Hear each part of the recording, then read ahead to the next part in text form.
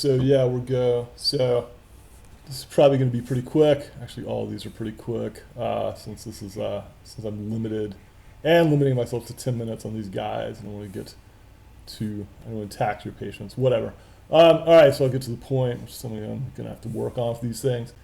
Yeah. So what I want to talk about today quickly is list, or maybe not so quickly. I want to talk about list, making list, the usefulness of lists, and my kind of admiration for list. List, Lists, by the way, making a list of things. And I dig list, right? Because I'm impressed. I'm impressed by them, if they're an impressive list, obviously. And I'm impressed by the people who make them. And if it's not apparent, and I assume it is, I'm not, I'm not talking grocery list. I'm not talking the stupid kind of daily, mundane, boring list that you make all the time. A quick example is I knew a guy in graduate school, and he was trying to pare down the 10 greatest philosophical works, or the 10 philosophical works that he thought were really, he wanted to get the library down that far. He wanted to get the library down to that level. He wanted to just pick out the 10 best, the 10 essential, the 10 greatest works. Right, that might have even been too many. One of the great things about lists, or not great things, but one of the noticeable things about lists is that they're worthless if you don't pare it down. There's some stupid, there was some stupid magazine thing a few years ago. I can't remember who did it. Maybe it was Pitchfork. I can't remember, but it was something like the 10 most influential bands. That's stupid. I mean, that doesn't require you to make any hard choices, right? That doesn't require you to pare anything down. I mean, you're just throwing everyone in, and this is obviously, man, I'm saying obviously too much. Well, this is for a magazine, and I suspect the thinking there is, look, do 50, put because everybody's going to want to pick this up to see where their favorite, or these favorite bands fall, so do it like that. But no, I'm talking like serious paring down, and in some ways this is pretty fun exercise. It's challenging, so that makes it a lot of fun. So let me give like some examples, and I'll start with one of the, I guess, in some ways, one of the sillier ones. But one of the lists I was trying to come up with was kind of a requirement for sports, for like what makes a sport better. What are the essential qualities of a really good sport? What mark out the really worthwhile sports? What mark out better? What makes one sport better than another? Sort of a list of essential factors that a sport has to have. And so for example, one of the things I think is no time limit. Sports with time limits, kind of, time limits and penalties.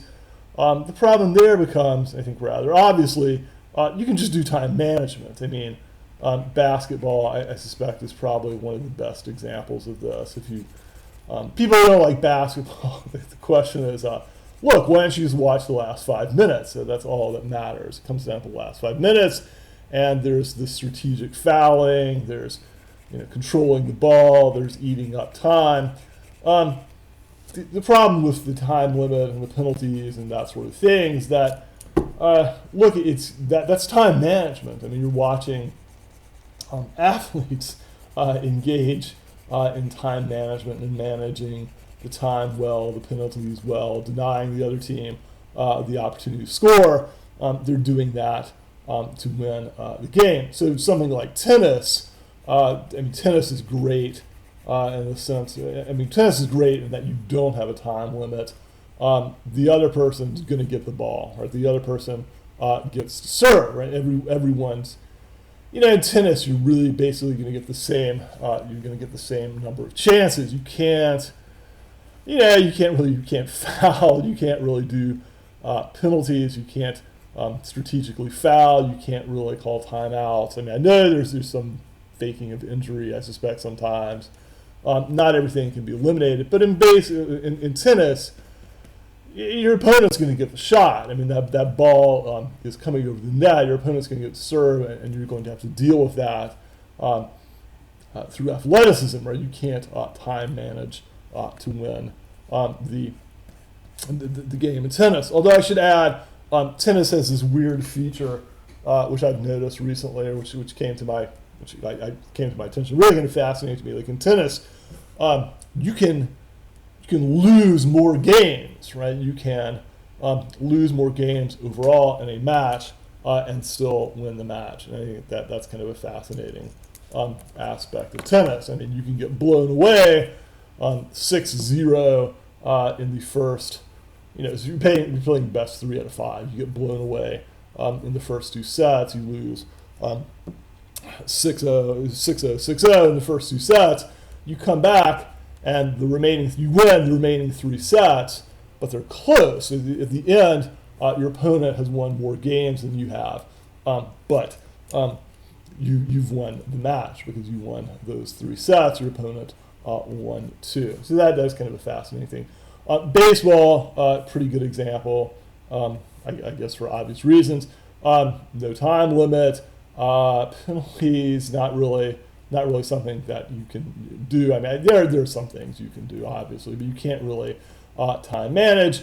Everybody gets the same number of turns at bat. Everyone has to take the field. Each team has to go to the field, take the field, and do that. So that's a fantastic thing about baseball. Now, another good thing about lists, I should say, is that it's a good idea if you're into this incredibly nerdy kind of thing to have fun with them. I mean, you should some of it should be kind of tongue in cheek. Like one of my requirements I've tried to formulate for a decent sport is that in a decent sport, what you wear, right? What you wear in the sport has to be something that a normal human being could wear in public without feeling like a complete lunatic or a complete outcast or someone in need of professional help. Football, right, probably being a great example here, right? I mean, you would never go out in public dressed like that. I mean, you would never go out in public dressed as you would for baseball, I guess, right? But the baseball players still look like human beings, right? They're recognizably human beings. Football players increasingly don't look like human beings. So I kind of take that as a strike against the sport. Although this creates problems. I mean, I think hockey, in a lot of ways, is a pretty swell sport, although it suffers, right? Obviously, it's got the time limit problem. It probably also has the you can't go out in public dressed like this problem. I think it's really baseball. It probably does really well this way. Soccer does really well this way and falls down to others. So other list. So that's a kind of a silly one. That's kind of a lighthearted one. Although I tend to think you want to keep these. It should be a kind of fun thing. Another one I've recently been trying to work out is kind of a literature one, right? Some kind of rules of the road for literature. And for example, one thing I've come up with is it's got to be a good novel, right? A good book. There's got to be some people that are doing some things with their hands. There's got to be some aspect of work in the novel. There's got to be some aspect of people doing some work in the novel. They don't have to work all the time, but the novels, I don't know, where people are entirely at leisure, it's a real problem. Although I gotta say, Thomas Mann's Magic Mountain, fantastic novel and really leisurely. People not doing a whole lot there. I mean, my God, they're in sanatorium, right? They're taking a health cure up in the mountains, not really doing much work. All right, peace out. See you again in a few minutes. Bye.